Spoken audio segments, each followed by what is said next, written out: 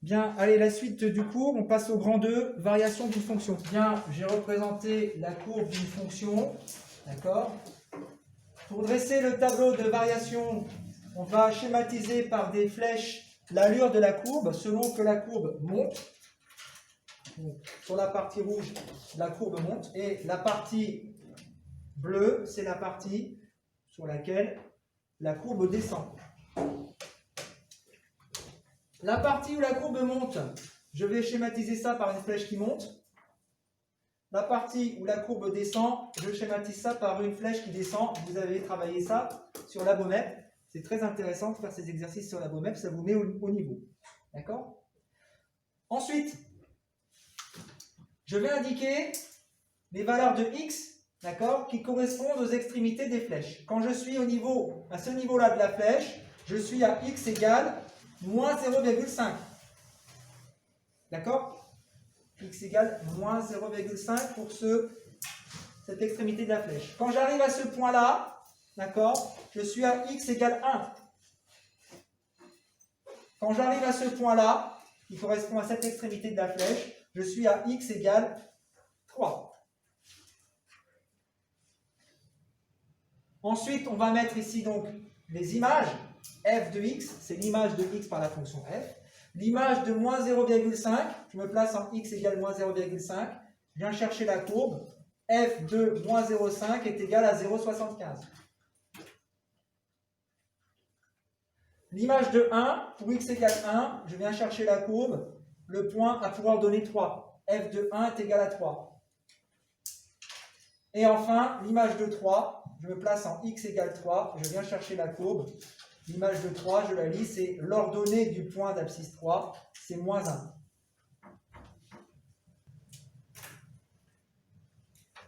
La première ligne du tableau correspond à l'axe des abscisses.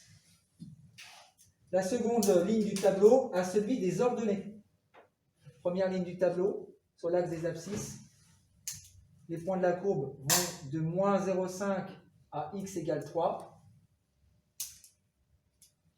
Entre x égale moins 0,5 et x égale 1, la partie rouge de la courbe, on voit que la courbe monte. On a symbolisé ceci par une flèche qui monte.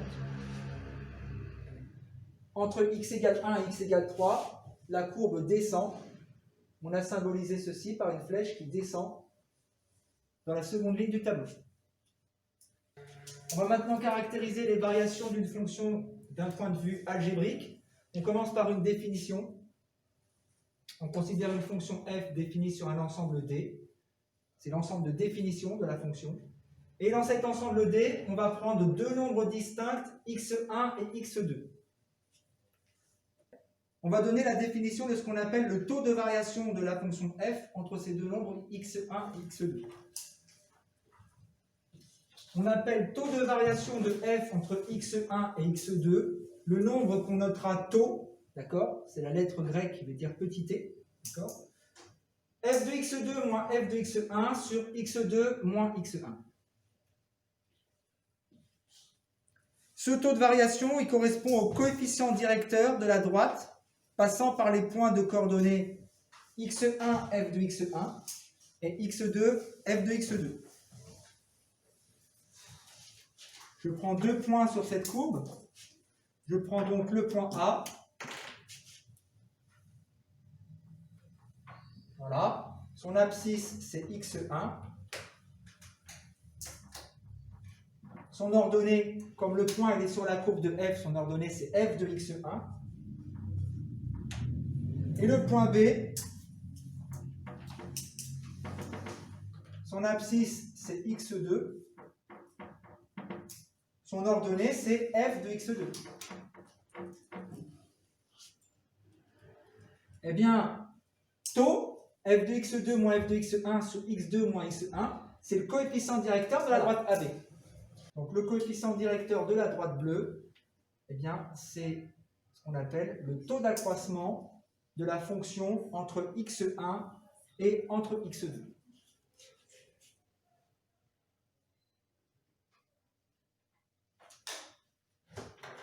Donc on va voir maintenant une propriété soit f une fonction définie sur un intervalle i, si pour tout réel distinct x1 et x2 de l'intervalle i, le taux de variation f de x2 moins f de x1 sur x2 moins x1 est positif, alors la fonction est croissante. Et graphiquement, ça veut dire que quels que soient les deux points A et B que je prends sur la courbe, dans l'intervalle i, eh bien, la droite AB sera une droite qui monte. D'accord? Deuxième propriété.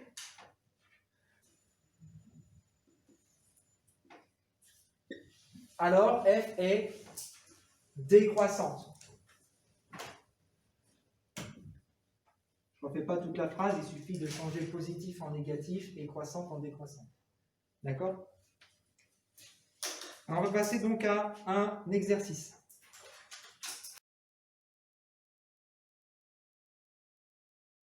Alors, soit la fonction f définie sur 3 plus l'infini par f de x égale 2 facteur de x moins 5 facteur de x moins 1, on demande à l'aide de la calculatrice de conjecturer le sens de variation de la fonction. Donc pour cela, on va aller en mode graphe dans sa calculatrice. Mode graphe, que ce soit la Casio ou la Texas Instruments. Vous avez des tutoriels sur les rabats de couverture de votre livre. D'accord? Et si c'est la Casio, vous allez taper dans le mode graphe, vous tapez y égale 2 facteur de x moins 5 facteur de x moins 1. D'accord? Vous réglez la fenêtre, voir les rabats de couverture pour ceci. On va faire un cours sur la calculatrice. Donc avec la Casio, on se met en mode graphe. Ensuite, on saisit l'équation de la courbe. C'est l'expression algébrique de la fonction. F de x est égal à 2 facteur de x moins 1 facteur de x moins 5. Pour dessiner le graphique, on accède à la fonction draw en appuyant sur F6. Pour avoir un meilleur affichage de la courbe, on peut avoir besoin de régler la fenêtre. Pour cela, on va utiliser la fonction vWindow en appuyant sur Shift F3. Revenons sur le graphique. Si on veut voir le bas de la courbe, on se sert des flèches vers le bas. On se déplace vers le bas, mais on se rend compte qu'on ne voit plus l'axe des abscisses. On doit donc mieux régler la fenêtre. On revient donc sur vWindow. On avait ymin moins 3,1, ymax 3,1. On va mettre ymin égale moins 10 et ymax égale 3 pour voir suffisamment vers le bas tout en conservant l'axe des abscisses.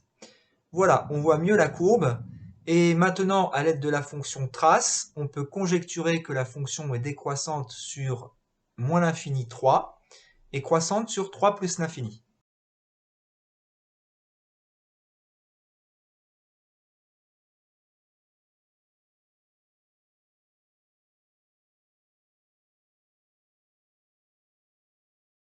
Et si c'est la Texas Instruments, eh bien vous utilisez la touche en haut à gauche, f de x, d'accord? F de x égale 2 facteur de x moins 5 facteur de x moins 1. Et vous tracez la courbe. Avec la Texas Instruments, on saisit l'expression algébrique de la fonction à l'aide de la touche f de x en haut à gauche. Dans la première ligne, y1, on saisit l'expression 2 facteur de x moins 1 facteur de x moins 5. Il y a un carré bleu à gauche de y1. Cela indique que la courbe sera dessinée en bleu.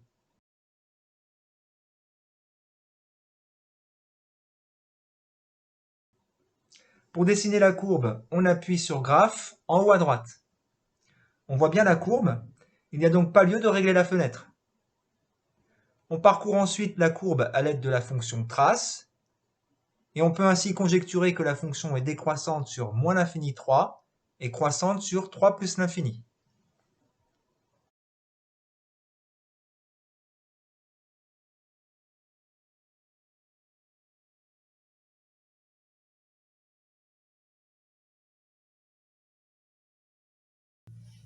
Alors quand on trace la courbe sur sa calculatrice, on voit que la courbe a cette allure-là.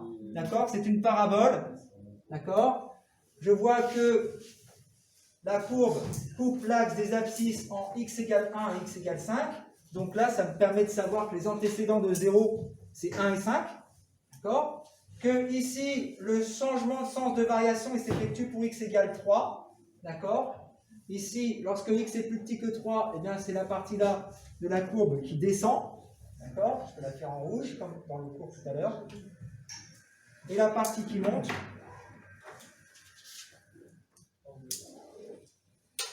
Voilà, comme ça, on est en accord avec ce qu'on a fait tout à l'heure dans le cours. Donc, on conjecture que la fonction f, elle est quoi? Décroissante sur moins l'infini 3 Et elle est croissante. et croissante sur 3 plus l'infini.